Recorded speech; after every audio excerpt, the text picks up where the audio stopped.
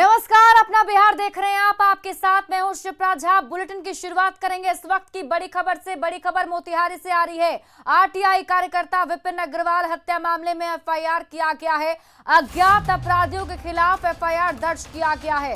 हरसिद्धि थाने में विपिन के पिता के आवेदन पर एफआईआर दर्ज किया गया है। हरसिद्धि थाना पुलिस फिलहाल जांच में जुटी हुई है। ये बड़ी खबर आपको बता रहे हैं। आरटीआई कार्यकर्ता विपिन अग्रवाल की जो हत्या हुई है उस मामले पर एफआईआर दर्ज किया गया है। अज्ञात अपराधियों के खिलाफ पुलिस ने एफआईआर दर्ज किया है।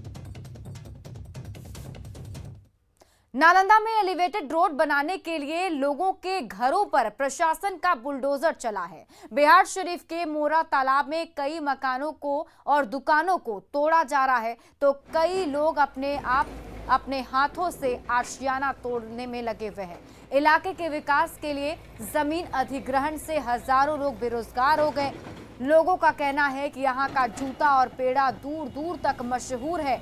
ऐसे में लोग जूता और पेड़ा बनाकर अपनी जीविका चला रहे थे, लेकिन दुकान और घर टूट जाने से लोग पूरी तरह से बेरोजगार हो गए।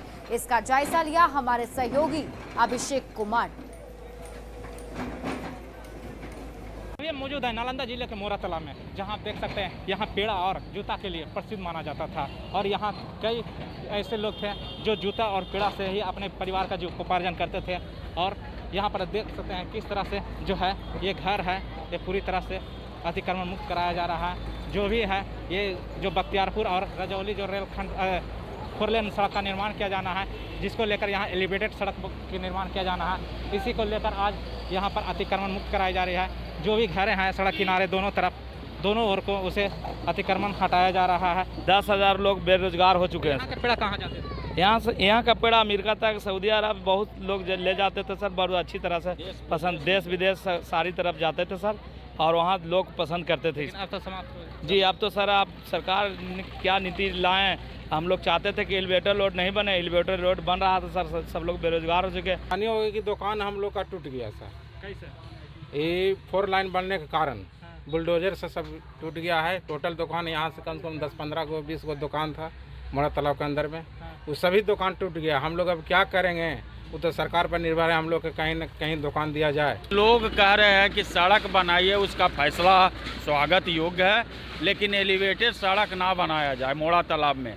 खास करके यहाँ पे 10 से 15 हज़ार वैसे लोग हैं जो गरीब परिवार से बिलोंग करते हैं, जो दुकानदारी, छोटे उद्योग धंधे व्यापार शुरू करके अपना बाल बच्चा को पाल रहे हैं। उनका रोजगार सर एलिवेटेड सड़क बनने से खत्म हो गया। कहा जाए तो दुकान के साथ साथ आशियाने भी समाप्त हो रहे हैं। लोगों को रहने के लिए अभी फिलहाल परेशानियों का सामना भी करना पड़ेगा, तो कई लोग बेरोजगार भी हो गए हैं। नालंदा से न्यूज 18 अभिषेक कुमार।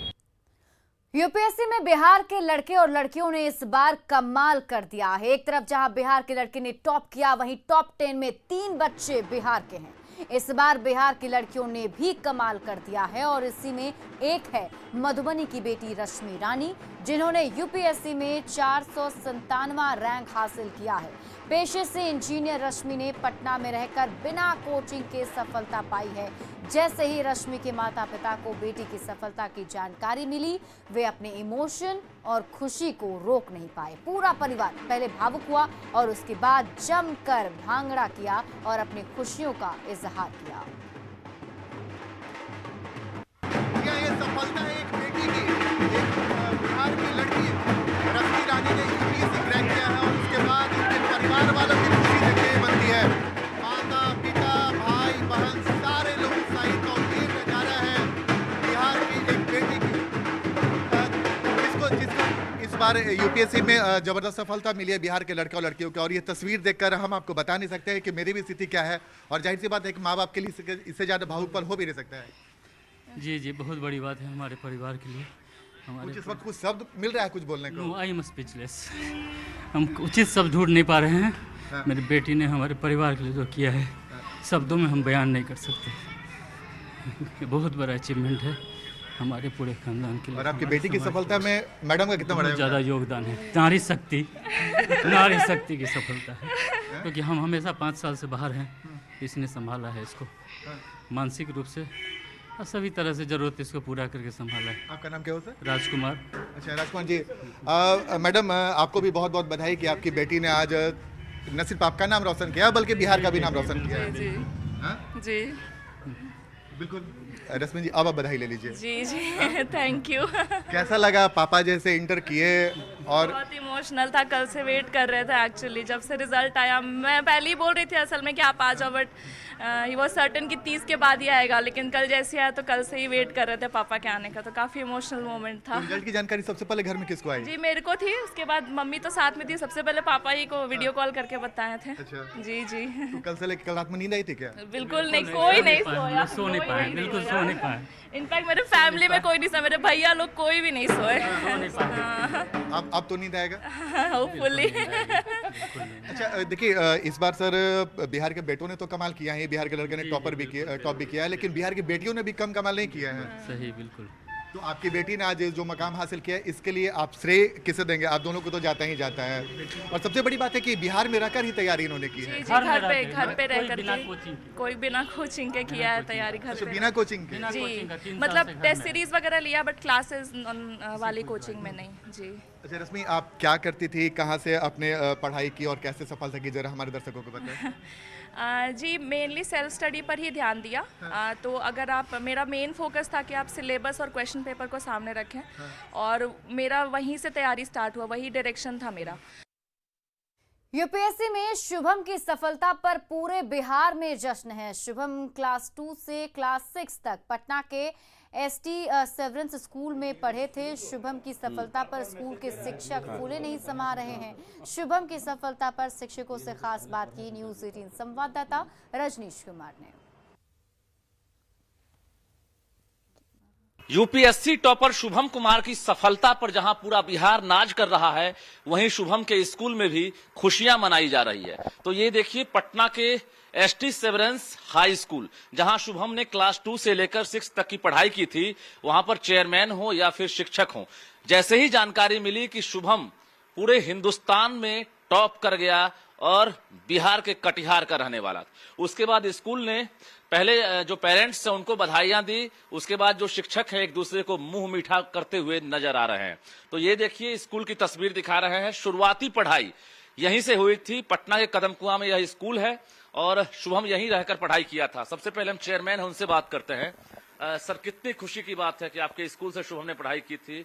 और ये बहुत खुशी की बात है, और आज सुबह में ही शुभम की माँ से हमारी बात हुई, उनको हमने बधाई दिया। हम लोग अपने लिए भी बहुत खुश हैं, क्योंकि जब कोई स्टूडेंट, कोई भी छात्र बहुत अच्छा करता है तो एक शिक्षक को बहुत ज़्यादा खुशी होती है, क्योंकि शिक्षक बच्चों को पूरी मेहनत के साथ आगे बढ़ाते हैं, आगे बढ़ाने की कोशिश करते हैं। तो अपने छात्रों को आगे बढ़ता देखकर उतनी ही खुशी होती है जितने अपने बच्चों को आगे बढ़ते हैं। कि होमवर्क दिया करती होंगी आप या कुछ? वो समय पर ही पूरा करता था हमेशा, जबकि बच्चे काफी लापरवाह होते हैं उस उम्र में। कह सकते हैं कि होनहार विद्यार्थी के चिकने पात।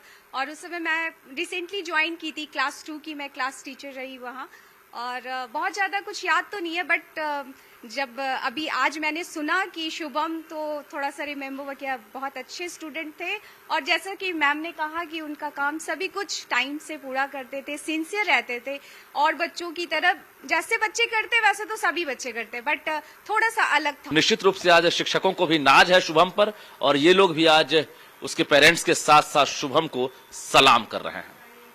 कैमरामैन दुबे के साथ रजनीश कुमार, न्यूज़ 18 पटना। और सांसद प्रिंस राज को राहत मिली है। एलजेपी सांसद प्रिंस राज को अग्रिम जमानत मिल गई है। दिल्ली के राउज एवेन्यू कोर्ट ने अग्रिम जमानत प्रिंस राज को दी है। कोर्ट ने प्रिंस राज को आदेश दिया है कि जांच में पुलिस को सहयोग करना होगा। प्रिंस राज पर दुष्कर्म के आरोप लगे। दिल्ली की राउज एवेन्यू कोर्ट से एलजेपी के सांसद प्रिंस पासवान को बड़ी राहत मिली है। दिल्ली की राउज एवेन्यू कोर्ट ने एलजेपी सांसद प्रिंस पासवान को अग्रिम जमानत दी है। आपको बता दें कि प्रिंस पासवान पर एक कथित महिला ने रेप का आरोप लगाया था, जिसको लेकर प्रिंस पासवान की तरफ से दिल्ली की राउज एवेन्यू कोर्ट में अग्रिम जमानत अर्जी दाखिल की गई थी। हालांकि उनकी तरफ से कोर्ट में यह दलील दी गई और यह कहा गया कि जो आरोप महिला के द्वारा लगाया जा रहा है उसके पीछे एक बड़ी साजिश है। वहीं पीड़ित महिला की तरफ से दिल्ली पुलिस ने कोर्ट में यह दलील दी कि इस पूरे मामले में प्रिंस पासवान की कस्टडी बेहद जरूरी है, क्योंकि प्रिंस पासवान के पास इस पूरे प्रकरण से जुड़े हुए कुछ ऐसे एलिमेंट्स हैं जिनको रिकवर करना है। बहरहाल कोर्ट ने इस पूरे मामले में दोनों पक्षों को सुनने के बाद अपना फैसला सुरक्षित रखा था। कोर्ट ने मामले की सुनवाई करते हुए आज ये स्पष्ट करते हुए प्रिंस पासवान को एक बड़ी राहत दी। बहरहाल इस पूरे मामले में कोर्ट ने जमानत देते हुए यह शर्त भी रखी है कि जब भी दिल्ली पुलिस प्रिंस पासवान को जांच के लिए बुलाएगी तो उन्हें इस जांच में सहयोग करना पड़ेगा। कैमरामैन रमेश रत्नाकर के साथ सुशील पांडे, न्यूज़ 18 दिल्ली। बिहार में कोरोना टीकाकरण की रफ्तार तेजी से बढ़ी और दूसरे डोज लेने वालों की संख्या 1 करोड़ के पार हो गई है। लेकिन इसी बीच पटना एयरपोर्ट से हवाई यात्रा के दौरान कोरोना की फर्जी जांच रिपोर्ट जमा करने का सनसनीखेज मामला सामने आया है। एयरपोर्ट अथॉरिटी ने पटना जिला प्रशासन से इसकी शिकायत की है कि पटना एयरपोर्ट पर कोरोना की फर्जी जांच रिपोर्ट जमा कराई जा रही है। सूत्रों से मिली जानकारी के अनुसार पटना एयरपोर्ट से जब कोई यात्री यात्रा करता है और जब उसके पास जांच रिपोर्ट नहीं होती है तो उसे 1500 से 2000 रुपए में फर्जी कोरोना जांच रिपोर्ट बनाकर दे दी जाती है। इस खुलासे के बाद पूरे मामले की जांच तेज हो गई है। इस बारे में पटना एयरपोर्ट से अधिक जानकारी दे रहे हैं न्यूज़ 18 संवाददाता संजय कुमार।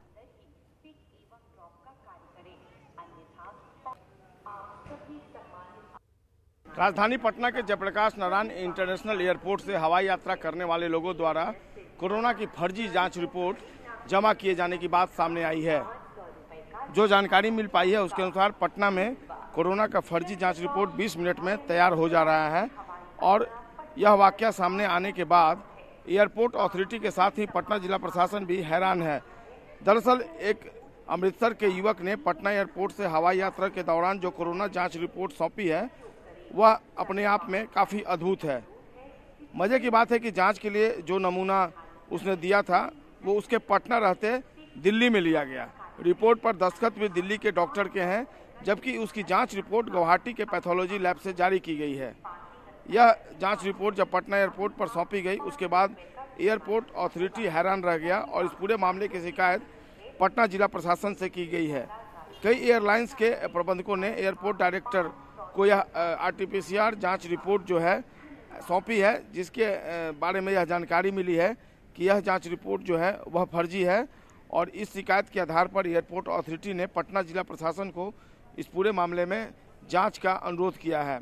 हवाई यात्रा के लिए RT-PCR जांच रिपोर्ट अनिवार्य होने के बाद पटना में यह रैकेट सक्रिय हो गया है और जो जानकारी मिल पाई है उसके अनुसार इसमें विभिन्न एयरलाइंस के कर्मचारियों की मिलीभगत की भी आशंका जताई गई है। जिन यात्रियों के पास RT-PCR रिपोर्ट नहीं होती थी वे दलालों को इसकी सूचना देते थे और उसके बाद दलाल तय सौदे के अनुसार 1500 से 2000 रुपये लेकर अधिक से अधिक 15 से 20 मिनट में ये जांच रिपोर्ट एयरपोर्ट पर उपलब्ध करा देते थे।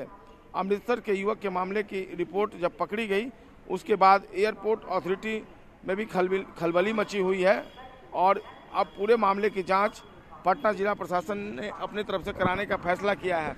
कई जांच रिपोर्ट पटना जिला प्रशासन को सौंपे गए हैं जो सूत्रों ने जानकारी दी है और उसके बाद इस पूरे मामले की जांच चल रही है। एक तरफ जहां बिहार सरकार ने दूसरे प्रदेशों से दुर्गा पूजा के दौरान आने वाले लोगों के लिए RT-PCR जांच जो है वो अनिवार्य कर दिया है और एयरपोर्ट से लेकर रेलवे स्टेशन पर उनकी जांच की जाएगी, वहीं दूसरी तरफ पटना में कोरोना जाँच का फर्जी गिरोह जो है वह सक्रिय हो गया है, जो एयरपोर्ट अथॉरिटी के साथ ही पटना जिला प्रशासन के लिए भी एक बड़ी चुनौती है कि कैसे उस पर नियंत्रण पाया जा सके। कैमरा पर्सन मणि जुनेजा के साथ संजय कुमार, न्यूज़ 18 पटना। इस खबर से जहां हड़कंप मचा है वहीं फर्जी रिपोर्ट देने वाले यात्री सवालों के घेरे में हैं, क्योंकि गलत रिपोर्ट से कोरोना संक्रमण का खतरा बढ़ जाता है। यात्रा करने के लिए जान से खिलवाड़ कर रहे हैं। झूठी रिपोर्ट देकर यात्री देश को धोखा दे रहे हैं। बीमार हैं तो इलाज कराइए, संक्रमण मत फैलाइए। एयरपोर्ट अथॉरिटी की शिकायत से हड़कंप मचा हुआ है। अररिया शहर के आदर्श मध्य विद्यालय में इन दिनों नशेड़ियों का कब्जा है। दिन में यहां बच्चों को शिक्षा दी जाती है तो शाम ढलते ही स्कूल में नशेड़ियों का कब्जा हो जाता है। इससे न सिर्फ स्कूल का माहौल खराब हो रहा है बल्कि खुद प्रधानाध्यापिका भी परेशान है। स्कूल में नशेड़ियों के उत्पात का जायजा लिया न्यूज़ 18 संवाददाता सतीश कुमार ने।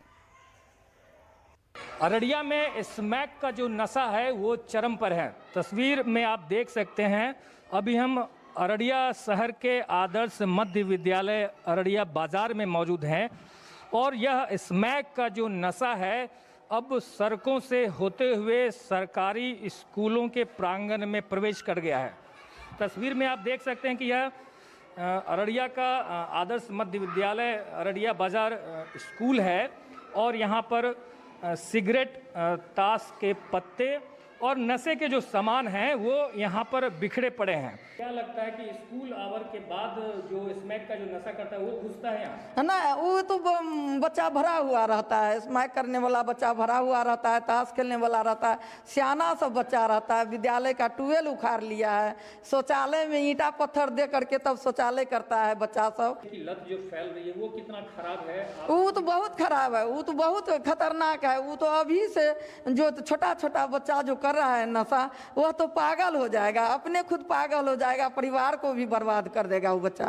तो क्या लगता है कि ऐसे नशेरियों के लिए जो है क्या होना चाहिए? नशा मुक्ति केंद्र भी खुलना चाहिए अररिया? हाँ, केंद्र खुलना चाहिए, नशा मुक्ति केंद्र खुलना चाहिए। बहुत चरम सीमा पर हो गया है, छोटा छोटा बच्चा करता है नशा, चरम सीमा पर हो गया है ये नशा।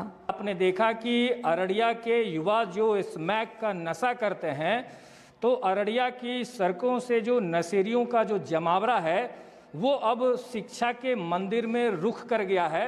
शाम ढलते ही अररिया के इस आदर्श मध्य विद्यालय में जो स्मैक के जो नशेरी हैं उनका यहाँ पर जमावड़ा होता है। इस स्कूल में नशेरियों का जो अड्डा है और उत्पात जो है वो लगातार बना हुआ है। सतीश कुमार, न्यूज़ 18 अररिया।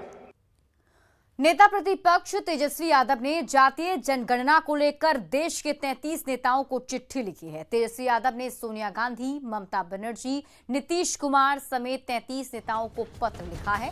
तेजस्वी यादव ने सभी को एक साथ आगे आने की मांग की। तेजस्वी ने जातीय जनगणना को राष्ट्र निर्माण के लिए बेहद ही जरूरी बताया। साथ ही उन्होंने जातीय जनगणना को लेकर वर्तमान समय को ऐतिहासिक समय बताया है।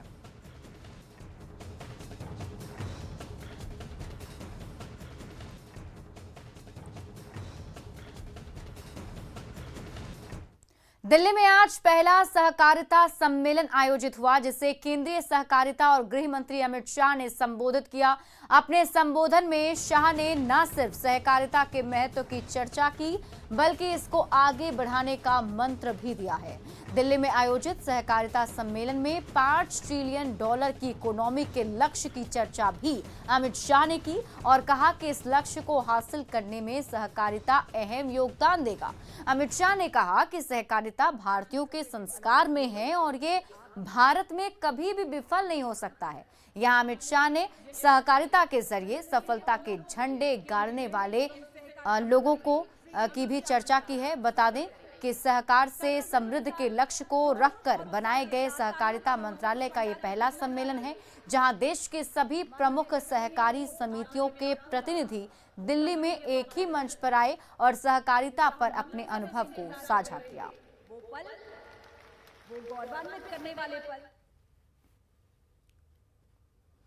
और फिलहाल इस बुलेटिन में अभी के लिए बस इतना ही, लेकिन न्यूज़ 18 बिहार झारखंड पर खबरों का सिलसिला लगातार जारी है।